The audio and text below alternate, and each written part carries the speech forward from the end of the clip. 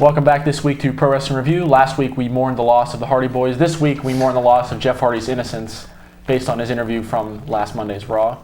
I'm Renee Detour from the Tribune Review. And I'm shocked and appalled. And I'm also Brian Krauser from the Daily News.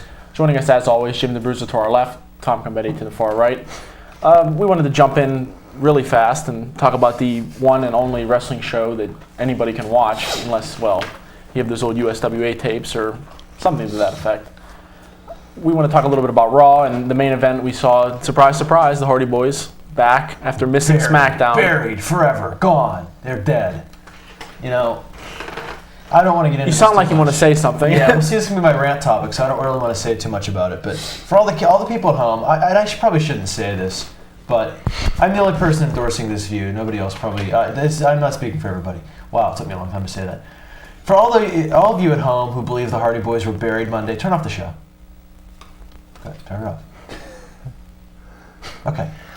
That was enough time. Yeah, I think it was more than enough time to find the remote for the drunken, morons to flip off the UHF channel to something else, like a game show. Well, you know what? Let me play the smart internet fan here then for a second, because I'm going to say this. The Hardy Boys came out, we saw on Raw, they gave an interview, and, Austin Triple H laughed at them, which was kind of nice. But the one thing, too, and this is coming from me, the smart internet fan, saying, well, they were given the interview, and then Undertaker and Kane came out and saved them again. So they're done. Yeah. Or maybe they just wanted to all gang up and beat up the heels. I mean, no. Use that as logic. It's not right. Well, yeah, the thing about that was, too, sure, Undertaker and Kane were walking right behind them, but that's also sort of like, it's giving the Hardy Boys a rub even further, that not only are they fighting with the main event heels, but the main event babyfaces support them enough that, they'll come out with them and fight Steve Austin and Triple H. So, I just can't believe all the panic. I mean, good things are happening to the Hardy Boys. Good things are happening. But, it's like this panic because Jeff Hardy's not the Intercontinental Champ anymore. Yeah, it's amazing. I think my opinion on the Hardy Boys is pretty well documented here, and I think they can improve in a lot of areas. But, everybody on the internet who supports them more than I do seems to be going nuts over this. And so, if everyone just stop back and realize, they're still in main events. They're still wrestling the main event guys. Didn't I see you wearing one of those Fear is Only a Four-Letter Word shirts now somewhere? He just had the hat behind the set. Might have been somebody else. I tried to dissect my raincoat this past Monday because I basically fell asleep during Raw. I may have to remove myself from this panel. I don't like wrestling anymore, so I'll just sit over here and look pretty. You just flip through a book. We'll come back to you for I'm sorry, but the Brian Christopher thing set the whole tone for the rest of the night with me. I mean, I don't know if he's severely or mentally retarded, and that is not like a knock. I don't understand who told him to talk that way. He's from the South. He's Lawler's boy. Why does he talk like that? Oh, Lawler's on the Inside Edition this Tuesday night, which you won't care because it airs on Saturday. But I did see one clip, and I believe he was cutting his grass and complaining about being fired from the WWF. I'll sit over here and look pretty once again. So, I just got to back up that comment. The epic six-man tag team of Raven, Steve Blackman, and Brian Christopher. Yeah. Three birds are rolling over the graves. Did they draw that out of a hat or something? I think they had to. I mean, the WWF's the only wrestling group I've ever seen that has 200 guys on their roster, and yet for some reason their shows still suck. I don't understand. Where is everybody? Is it tough enough, that big of a deal? I mean, the problem is, I don't know. Here's the problem is the formula. I mean, Raw's formula Monday was just, I don't know who, maybe it was Brian Christopher. It was somebody of that Oh, me? You want me out there wrestling? It was somebody of that type of mental capacity where they would go out and they would give Trish Stratus and Ivory 4 minutes to put on the worst wrestling match ever. I mean, they wrestled. That made Chyna look good. For once, I was proud of Chyna, just because for love of God, she wasn't in the ring screwing things up. But they give Chris Jericho... She was at the Nickelodeon Kids Award, Brian. She has priorities. Yeah. I mean, let's get it right. But they give Chris Benoit, Chris Jericho against Kurt Angle and William Regal 2 freaking minutes. I mean, I don't know. Cut 5 minutes out of Triple H's promo. You may or may not have said this on your Raw report. I think you did. But why were there so many meaningless matches on Raw? Is there a pay-per-view this Sunday, tomorrow night? Or am I missing something? Meaningless they push it back matches? To June? They replayed all of SmackDown and part of the XFL game. That's the other problem Raw's been having lately. It's become nothing but a recap show. Yeah. I mean... If you didn't see SmackDown, then tough. Yeah. Tune into the Coach on Saturday. I'm one of those, by the way. I didn't even know Superstars was still a show. Here we go, broke down again. Well, that's right. After the debacle Heat was this past Sunday with the dating game with Wink Martindale taking his pants off. Yeah. I just, Heat is a bad enough show as it is, and I guess the effects are spilling over to Raw. While we're talking about Heat, and this is just to kind of build on to Raven we were talking about. Did Raven and Perry Saturn, they should have just stopped. There was an invisible man in the ring. Oh.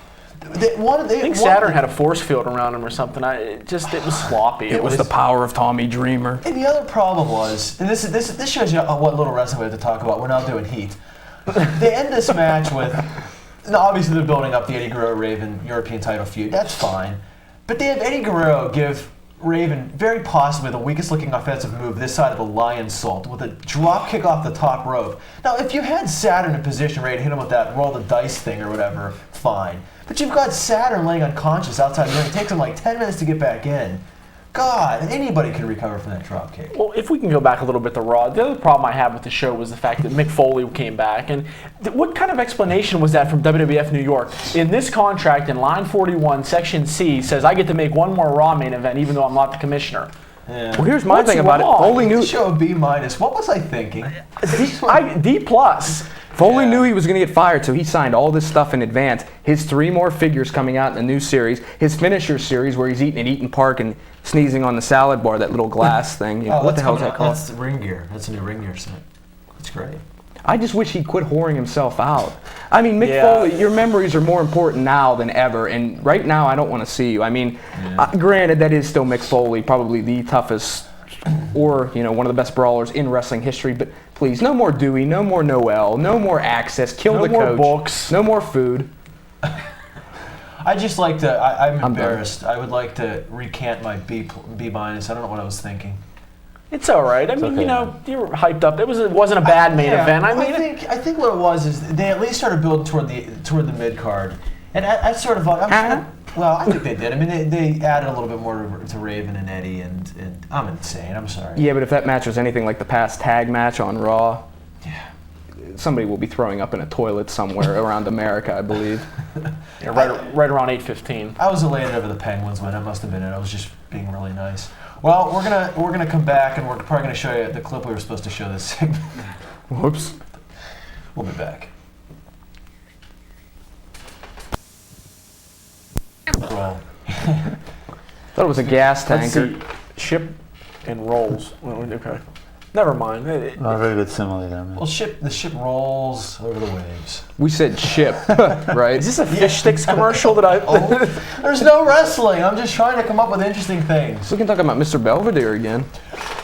Oh man, you know what? This should be Give done, me rest of when the show. cameras are off. Something But came up the same night we taped the show last week. We talk about Mr. Belvedere every week. We're doing it, working on it behind he's the not scenes. dead, is he? No. Oh, okay. No, it was on the Weakest Link. I hate that lady. I'm sorry. Just because you have an English accent doesn't mean you're Right. talented. Yeah, I don't know. These guys are petitioning for Mr. Belvedere to come back. I don't know what's going on. We have a clip. I just want to preface this clip with, you may see penguin footage, but we're going to go to the main event of Raw. But it's good penguin footage.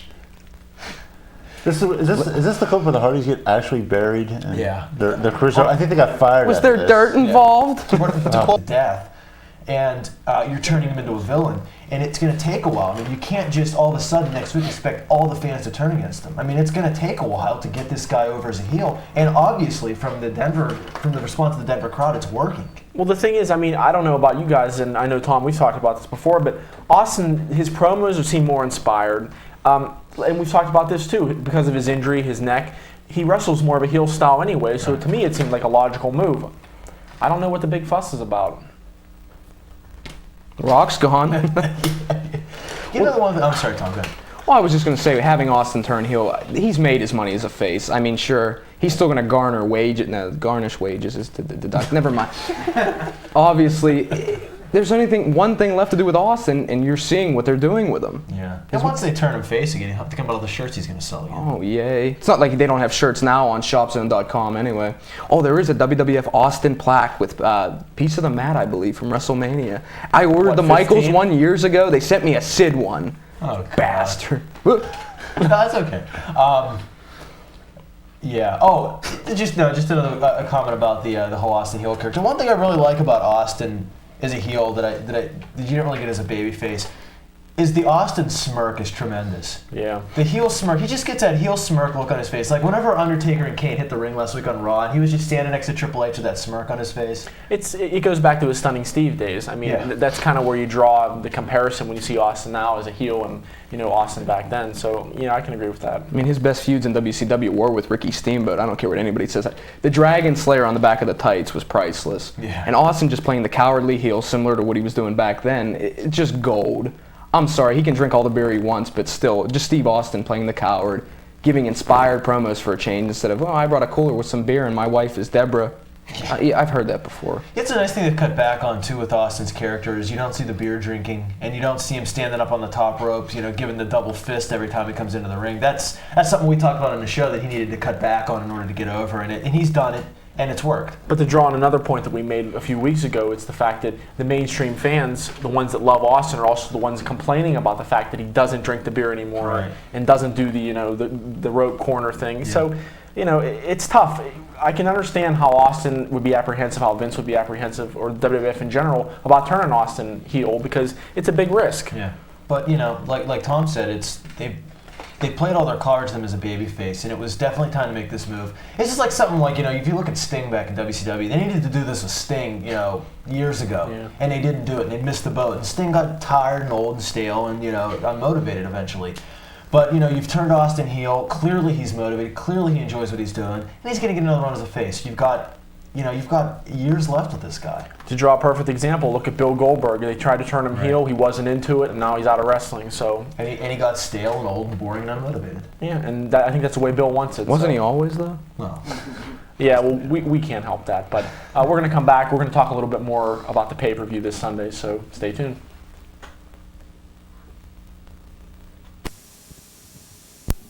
And brace yourselves at home. We're going to talk some more about the WWF and that pay-per-view tomorrow night. I think that's my cue to leave. Yeah, see ya. But we're heading into Backlash, and wow, what a show.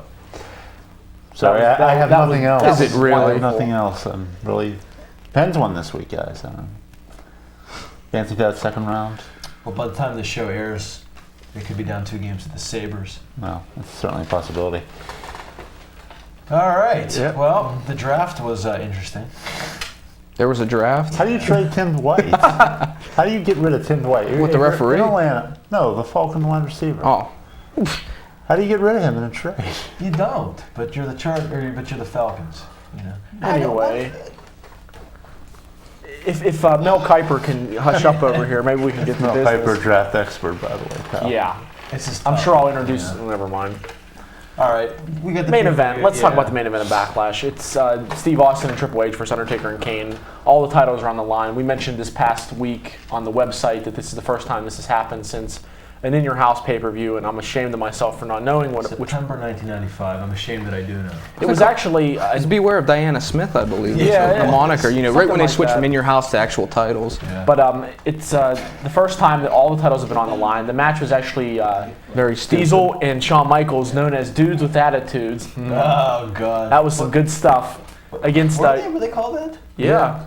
You Dudes have with the shirt, Attitudes? Brian. I saw you wear That's it. why Are Jannetty you sure about that? No, I don't think that was it. Dudes with That was Attitudes- Sting and that was Junkyard Sting. Dog and all those No. guys. That was Sting, Junkyard Dog, Paul Warner. Hey, Believe me, this it is was kind of Dudes with embarrassing to Attitude. admit, but I think he's right. I want to see the shirt that has this. I think I tried to order it. Yeah, I have. I always buy WCW shirts, man. Anyway. The best part about the match was Owen Hart, who missed his flighter, apparently, so the story went. yeah. Came into the ring, got kicked and, pinned, basically. Well, the thing was, it was Yokozuna and the British buried. Bulldog, and they made up some ridiculous story like about how Bulldog was half of a tag champs, and he just got finished wrestling Bam Bam Bigelow in what was a hellacious match. Do you have these all on tape? Yes, I do. If anybody needs to know any matches, just no. But then, like Tom said, he brought this to my attention about, and I forgot that Owen Hart actually ran out and got pinned, which Which gave capped the end of a convoluted pay-per-view. By the way, and the belts were returned to I guess Owen Hart and Yokozuna the next night. yeah, it was exciting. Well, that was Waylon Mercy's pay-per-view debut, I believe. Holy hell. And it was, hey, you want to know something else if we're on this September 95 kick? It was the first pay-per-view that Sid actually won a match in the WWF. He beat Henry Godwin. Oh dear See, God. I'm a fountain of worthless information. But that was back when In Your House was like 4 matches, and it was like an hour and 45 minutes long, and not really. Yeah, but worth the it. crowd liked Savio Vega. I mean, he almost won the King of the Ring. Didn't IRS. Waylon Mercy Went over win the Steve inaugural house on the first In Your House? No, but Stephanie Wine got lost in the mailbox, so that was interesting. Anyway, before there's some bad blood or actual bloodshed on the show, let's well, the main event was very similar to what we saw in this past Monday on Raw, minus 4 individuals. So, It's going to be one of those things. I think it's going to be one of those matches that it's, the WWE's putting a lot of confidence in these guys by having all the titles in one match. You hear people say all the time that, well, I can't believe all the titles are in this one match. What it's going to fill the card out with. And we go back again to the 200 guys on the roster, and yet they don't have anything to do. We can only fill an hour and 45 minutes. So, but, I think this match is going to surprise a lot of people. Yeah, I think, really, you can't question the 4 guys who are in the match. It's the thing with the WWF's main events is more times than not, no matter who they put out there, it's going to be pretty good.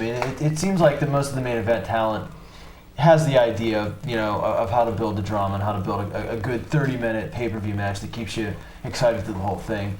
And the thing with the titles, switching the belts to The Undertaker and Kane, say what you want about it, but I think it takes a match that really they could have done on Raw and sort of give it a little bit of importance because all the belts are up, no matter, whoever gets pinned loses their titles. And I think that's good. I think that adds, the buy rate's not going to be huge for this anyway, but I think it does kind of add a little bit of interest to the show that otherwise might not have been there.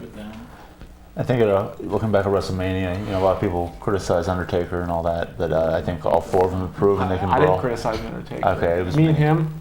You're tight, huh? Is that why you? yeah, he's part of Dead Man Inc. Yeah, I think I live in guys- his basement Who in else is Dallas involved? or Death Valley, wherever he lives. I don't know. It was Houston. But anyway, I think these guys can prove they can put on a pretty good brawl. I think I'm going to take a guess and say probably a 30 to 45 minute match. So it should be interesting. I think they're going to go about. Hey, Undertaker's not made of gold now. Well, speaking of matches, I think that we kind of can guess how long it's going to be. Kurt Angle. Can I say something real quick Oh, about sure, the go main ahead. event? I'm sorry. Can I say something after him? He's going to retort. Yeah, okay, I got you penciled in for the next All one. right. I'm sorry. No, one thing I wanted to say, and I brought this up some time ago in my spare time, but the one thing is, I remember in 1998 when The Undertaker and Austin would continuously feud pay-per-view after pay-per-view, and it was getting really old. But one thing, with Undertaker's new character and Austin being a heel, it's still that same feud, but yet it's different, and it's probably a little bit better, I think, because when they feuded with that Highway to Hell stuff, and you didn't know who was good and who was bad, and what Kane was going to do, so I think it's a lot better this time around. Yeah, and I think that. I'm sorry, Tom. You were. Well, I was pretty much going to say the gist of what he said, but this summer, looking forward to a lot of what I can foresee anyway, because I am a magician, is Triple H, Kane, Austin, Undertaker in singles matches, probably throughout See, I the don't think summer. you're going to see that. I think we are. Well, there you go. You can write that with a pen. But with 2 new gimmicks, obviously the American badass of The Undertaker and a new heel Austin, sure, the crowd heat will be great and the match will be decent, but But you understand we've what I seen mean, these two though. wrestle so many millions of times. But you had The Undertaker who abducted everybody, and Ken Shamrock and Stephanie and all those other people, and then you had Steve Austin who came out and saved them. And so now it's kind of it's almost. well, obviously the completely roles are different. reversed, but the ability is still questionable. Well, it's interesting to Well, point out- I can't disagree with that. Again, going back to what I said earlier about internet people saying, well, nobody gets elevated, yada, yada, yada, it's Austin, Undertaker again. Well, obviously people aren't tired of this right now. And you're right, there are enough different elements to keep people interested. Well, so much that, and the fact that when Undertaker first came back as the American Badass, and everyone's like, I hate it. Now, actually, people are starting to say, hey, you know what? It's not that bad. So, we Yeah. told you, or I did. Well, we got through 1 match on the card. Congratulations. Well, we got more hell. We've got time to kill.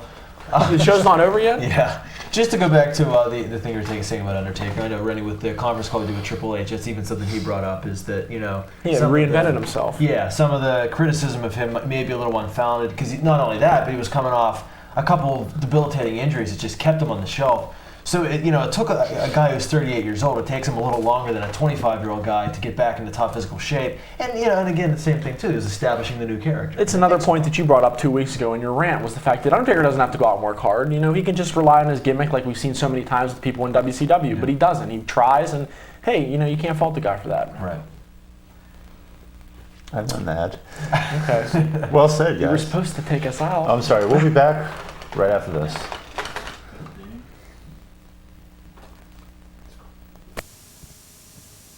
Did The Rock go to? It was actually University of C's. Pittsburgh, but no, actually University of Miami. Question 2: What other wrestler gained notoriety as an amateur?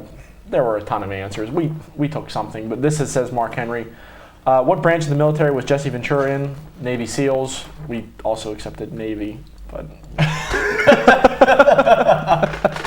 laugh if you will, but that's the truth. Why wasn't Vader allowed to use the name Big Van Vader in WCW? The name Big Van Vader was actually licensed by All Japan? New Japan. And they own the helmet. They own the helmet, they own Vader, they own his tights, his boots, his life, whatever. But let's just say this too. Please put your name and address on these. You're really starting to cheese us off or something like that. Well, man. See, it's on your driver's license. Just all you gotta do is put it down. Ryan, before Rennie goes on a murderous rage, what did he win? Well, Jim, I'll tell you what he's won.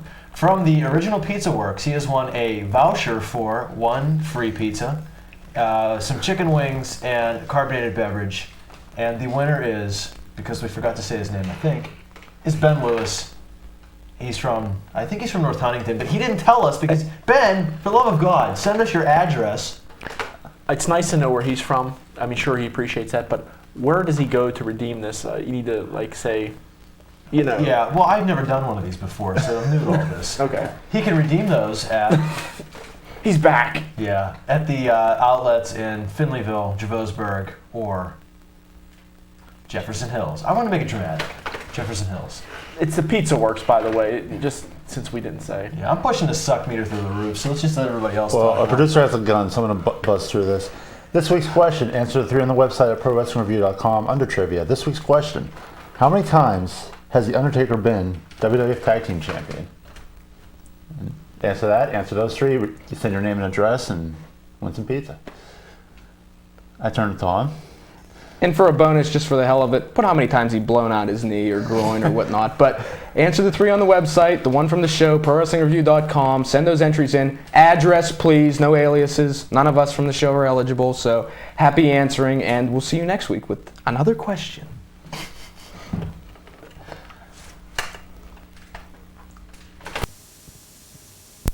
Nine weeks of wrestling, all canned and no crowd heat. In the first match, you will see the Brooklyn Brawler against Steve Lombardi.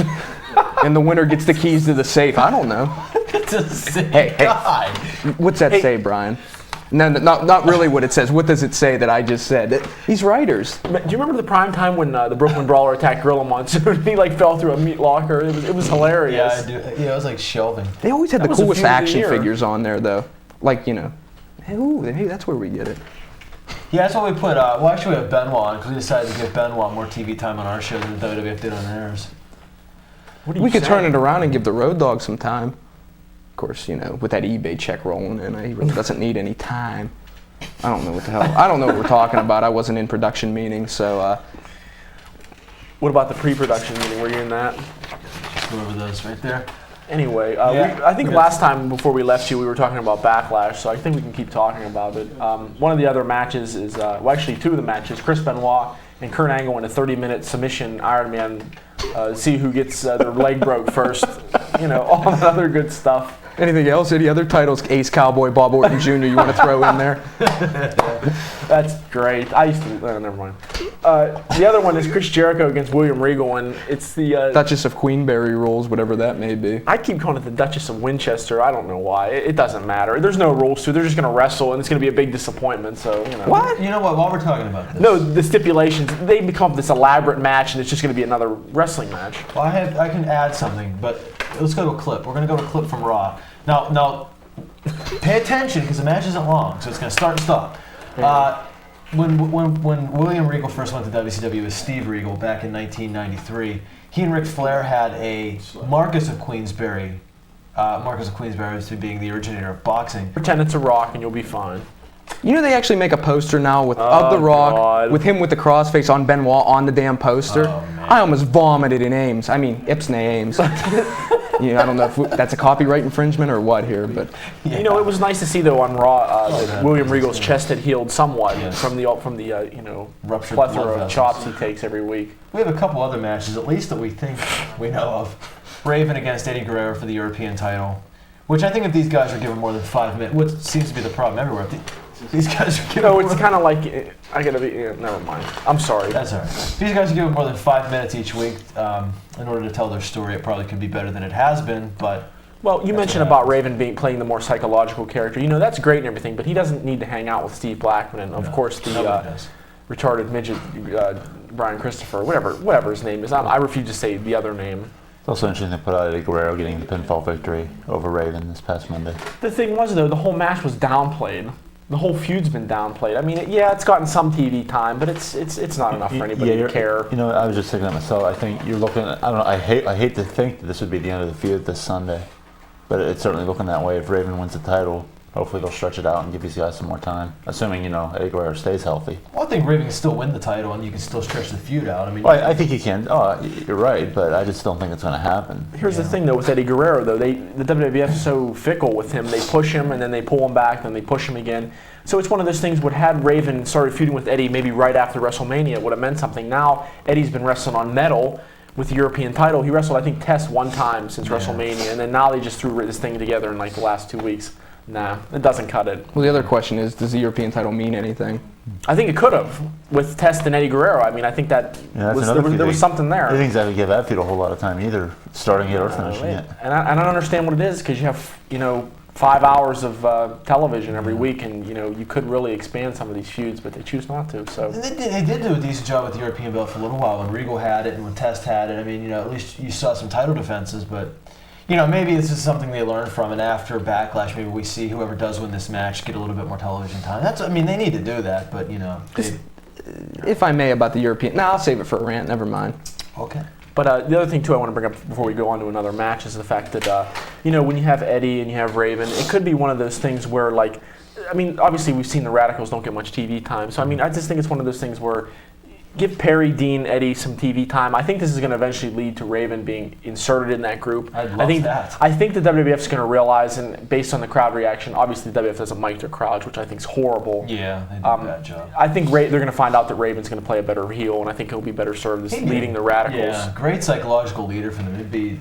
Even though I think Eddie is more than capable to lead that group. Yeah, but I think Raven does have more star power than Guerrero does. He has a different look. He's bigger. I mean, that sounds stupid, but it's true. It's just how they market their talent. I think he's more of a natural leader for that group than Eddie would be. Eddie's just too small. Yeah. Before we go, we want to run down Big Show's wrestling Shane McMahon. We've seen Big Show do a little bit more other than wrestle Kai and Tai the last couple of weeks, so maybe they haven't quite soured on him like we thought. The other match that we know about, the Dudleys against X Factor, draw it out of a hat. We don't know what that feud. We've said before that the feud would have meant so much more had the Dudley Boys still had the tag team belts, but it's a 6-man this Sunday. So I think the smart thing to do, and I'm just afraid they're not going to do this, would be to put X Factor over and get a little heat. And this also, just like the Raven Eddie Guerrero thing, let this build into the next pay-per-view, maybe into a specialty match. But the only way in this case that a specialty match or the extension of the feud would even make sense is for the Dudleys to lose, and it doesn't have to be. It can be unscrupulous. Well, the thing about X Factor before we go, and I said this last week, they don't get any interview time. Their characters aren't established. To me, they're just 3 guys thrown together for no reason. And they have to talk. I mean, that's the truth. If they want to become a heel unit, that's going to work. To me, if you look at this match on paper, it's a mismatch. So. We're going to come back, and we have something to talk about, but we're going to talk about it amongst ourselves, so stay tuned. This is going to be our weekly news segment where we kind of just make stuff up and have a good time. So news from around your block in a nutshell. Yeah, what? You have around to write the that world down when we for bring me. it to your house or something like that. It changes every week. So Gas is up to $3.75 for a gallon of regular, so we're basically going to bomb all the Sitcos around here, and you didn't hear that from us. I'd like to point out Exxon. I'm sorry. No, it's actually go ahead. Exxon reported a $5 billion income for the first quarter, and yet they still managed to cancel all their advertising for WWF television. With all that money, they have a tiger for a freaking logo, like drinking the gasoline. You know how he's running with the guy going like this with the gas? Do you understand that? Reliable as a tiger. How reliable is a tiger? Well, I'll just go back to news. Wow. Recently announced Exxon Pep Boys. Is this Tom Brokaw? I have no idea. Things are just bad. Dan Rather ages. Exxon Pep Boys and Papa John's Pizza have all canceled WWF. Have you ever seen a Papa John's pizza commercial in wrestling? No. Have you ever eaten Papa John's pizza? No. It's the biggest piece of crap you'll ever want to have. You know what? We're killing potential advertising here. Oh, they suck. It's Who like them cares? saying, They're in Bethel I don't know. Park. It's like them saying there's PTC announces that no advertising for Star Wars Episode 3 will air on WWE. It never aired in the first place, you idiots. Oh, the flammousness. I don't know what I just said. So they basically agree not to advertise, then, is what you're saying. They're idiots. Just shut up about them. not huge. I'm just forget it. I'm sorry. I'm We were hurt, going to man. get onto something else. We were. Yeah. I don't know. The WCW. the cue cards are down. It means the WCW. show's over. Well, we knew some. Oh God. See? I should See? just Out retire. in the water. Yeah, WCW's delayed. Yeah, news broke last week after the taping of the show that WCW won't be on June, I think what we said, June 9th. Yeah. Well, it was supposed to be on. Now it's been delayed indefinitely, so there's really not a start date. So basically, the 2-hour snow delay has been Yeah. indefinitely pushed back. We get more bull riding though. So I Could this be taken as a good thing or a bad thing? I mean, bad for us because probably both. that means we can't get through another show like this. I don't think it. Well, I'd yeah, say it's both good for and us. bad news, I would think, Yeah. based on the fact that, Jim Ross, if you read some of his stuff that he posts on the website, he's always saying, we're going to do it right this time. We're not going to rush into anything. We're not going to do what the old guard did. So, and then you have to also take this as the fact that maybe they really don't know what to do. It's hard to say, but I really don't think it's the latter, but I think it's always, you can always speculate. I think it's positive. I mean, it's bad for us, obviously. God, watch this show and you'll know why. I thought it's pretty good. No, I'm just kidding. I just mean because there's nothing, we have such a small amount of things to talk about is what I mean. I mean, if you go back and watch the show, you'll know that there's not much going on. But I think that it's good. It's good in the business sense for the WWF that they're not, just jumping the gun. Like we said all this last week whenever they were talking about delaying it from May to June. Do it when you're ready. You couldn't have any less momentum going in anyhow, and you couldn't have any less interest going in anyhow. So, why not just take your time and do it right and sign the guys you need to sign, but wait till Time Warner actually levies these buyouts. Let Brian Knobbs get out of his contract. Yeah, I mean, you need the Nasty Boys, jeez. In my opinion, with the basically failure of the XFL, I just got this ominous feeling like McMahon is just not going to run WCW as a separate company. And just with all the money he's lost on that, hey, I'm not going to lose any more. Let's just incorporate more talent into the WWF that we don't know what to do with anyway. Well, there's people already saying that they've heard rumblings about that. They heard that from here first. Yeah. But that would be a scary scenario for the simple fact that Billy Gunn and Bob Holly have nothing to do right now besides sell Austin middle fingers at WWF shows. And with the incorporation of, say, a Mike Awesome and basically Lance Storm, all of WCW's talent, can you imagine that? Well, Mike Awesome, they need someone to co-host SmackDown with Michael Cole. I mean, Taz is spoken for. He does the Heat thing, sells shirts and stuff like that. So, Have Scott Steiner co-host Raw. Mother be. Yeah, that'd be the day. But anything else? Anything else? Well, we should mention tomorrow afternoon, it's actually evening, 6 p.m. at Western Pennsylvania School for the Deaf in Edgewood is the annual Deaf Wrestle Fest. It's a show that each year is put on for the for the school, it benefits the school, and it's really more of a family-oriented event. And really, what's a shame? I talked to one of the promoters this week for the show, and he said really the thing was a shame about it this year is there's so much backlash about wrestling. We talked about the Lionel Tate case on the show, where people are now kind of worried about doing shows like this, saying, "Oh, but look at the effect it has on kids," and it's just a shame that wrestling, especially on this local level, and especially for a show like this, that's really, as wholesome and as family-friendly a show as you can find, had some problems getting off the ground, but it did. They got the show together. If you remember the Patriot from the WWF back in '97, you'll shoot with Bret Hart. He'll be on the show. He's fighting King Kalua. Lady Victoria's going to fight Lexi Fife. Those are two female wrestlers who actually aren't bad. I've seen them a couple times. Just to touch on what you said, I mean, as far as the Lionel Tate case goes, I mean, like you said, we've covered it. I really don't want to talk about it. I'm just going to make myself sick. But why is it none of these groups like the PTC and whoever else bashes wrestling, they never talk about anything good wrestling does? They're involved with several charities. Yeah, it's just one of those things where you pick your news and you decide to report on whatever you feel like. It's politics. I mean, it's like you present your side of the issue and screw the other side, even if the other side has more facts. Yeah, it's a battle that it's not even sometimes not even worth fighting anymore because those kind of people have all the power and it's ridiculous. Right. But just to remind you, it's Deaf Wrestle Fest tomorrow, 6 p.m., Western Pennsylvania School for the Deaf. It's out in Edgewood. We don't flat out endorse things on here, but I think we'll probably endorse this. It's for the kids. It's for a good cause. So it's wrestling doing good for once, and Well, not for once, but it's wrestling doing good, so go out and check it out. We'll be back with the rants after this. Be a sour. I'm gonna talk about a match that was last Saturday at a CWF show in Menneson. Super Hentai versus Brandon K. And for those of you who don't know, these are probably, according to our newsletter, these are the two best independent workers in the area. I'm gonna talk about their match a little bit. These two guys could have went into this match and just did high spot after high spot, and they do it very well. I mean, pretty much everything they do very well, but they didn't do that. They pretty much went into a match, started off slow, told a great story, and mixed their high spots in well. And at one point during the match, Super Hentai did a flying, I guess you can call it a Superfly splash. Now, the point of that is, when you mix these moves in with regular wrestling, it looks even better, especially when you do it right. And when you do all the things like that and tell a great story in a match, it's a lot better than just doing high spot after high spot.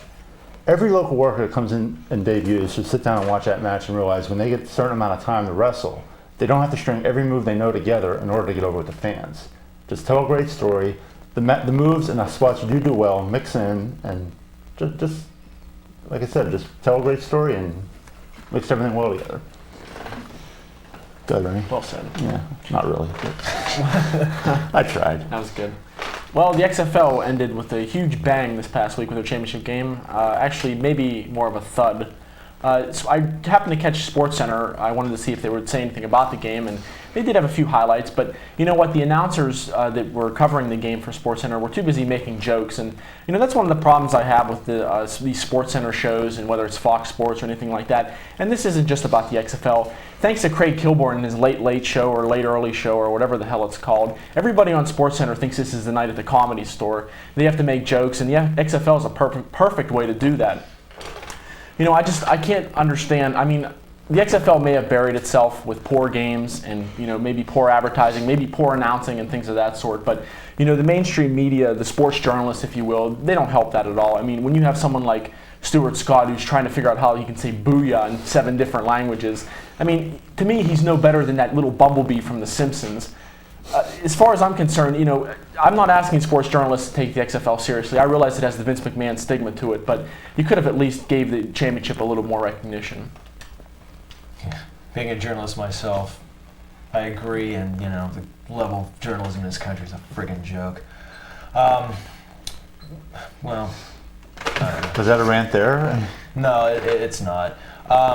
I was just going to bring up, well, sort of, I'm going to jump into the wrestling journalism aspect of the whole thing, and, you know, it's like what we talked about again last week. Just to reiterate what's going on with the Hardy Boys right now.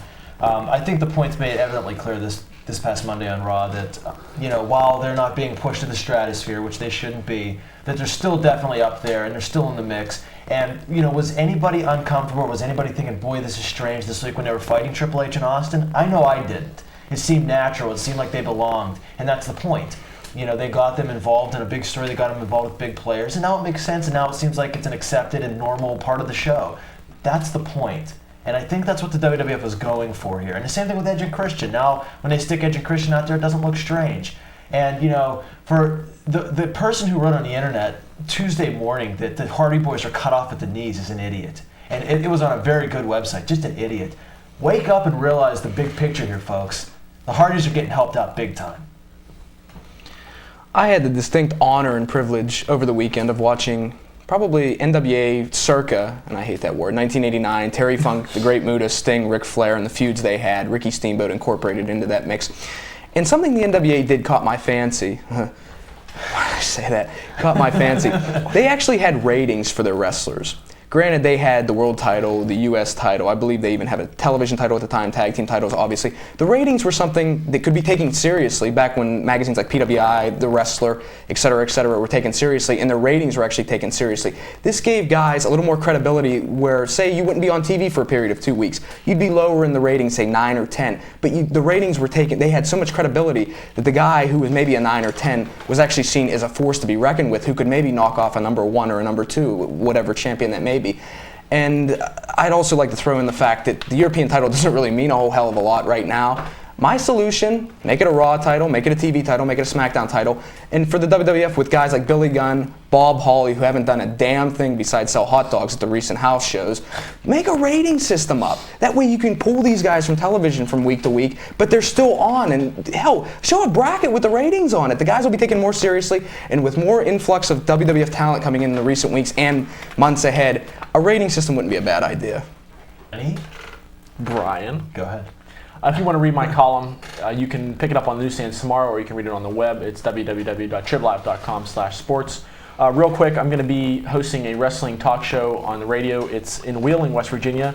Sports Talk 1370. It's an ESPN affiliate. It's Mondays from 5 to 5:30. It's kind of a pregame to Raw. So check it out. We have call-ins. Let us know what you think. And my column, Sharpshooter, you can read it in the Daily News. Pick it up on newsstands everywhere right freaking now, or read it on the internet, www.dailynewsmckeysport.com. And check us out on the internet. It's www.prowrestlingreview.com. Click on trivia, answer those 3 questions. Here's your question again. How many times has The Undertaker won the WWF Tag Team titles? Answer all 4, include your name and address, and you're going to win some pizza. Once again, prowrestlingreview.com. Check out our individual message boards, web pages, whatever you want to call them. We will update them, I promise. And for the show this week, Brian, Rennie, me, whatever my name is, Jim, this is Pro Wrestling Review, where next week we will be swimming underwater the whole show. So we have nothing else to do. So stay tuned and come back next week.